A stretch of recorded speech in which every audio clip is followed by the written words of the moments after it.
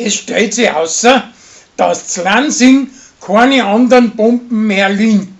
Und wegen dem braucht auch nicht gesucht werden und auch nichts gezahlt werden.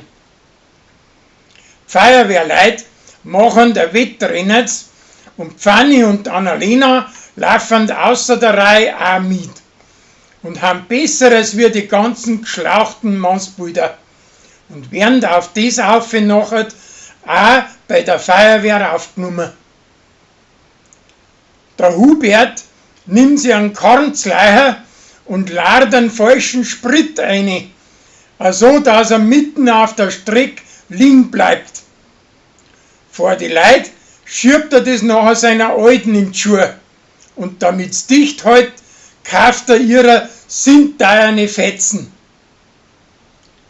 Der Rolli und der Sascha wetteifern, wer das die besseren Würst macht. Und der Sascha gewinnt, weil er einen Schmecker aus Afrika reinhaut. Und sein Kulf, ein schwarzer Flüchtlingsbub, mischt auch noch ein Zitronengeschmack rein. Der Pfarrer kriegt von seinem Onkel ein neues Kleid für das Haustier und probiert mit Flori alle möglichen und unmöglichen Schäbereien aus. Aber das gewöhnliche Leiten gefällt ihm schließlich am besten. Ein Hummerl stinkt er recht, weil ihm das Bärle schon seit ewigen Zeiten keine Blärme mehr geschenkt hat.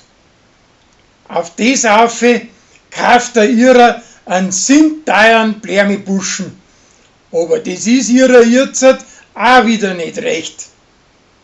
Schließlich kann er es aber zufriedenstellen, indem dass er ihrer etwas Gutes kocht.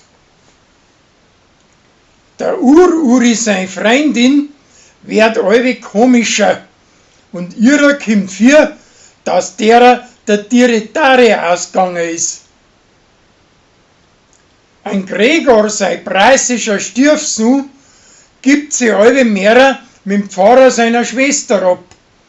Und drum macht sein Gspusi Schluss mit ihm. Mit der anderen wird's aber auch nix.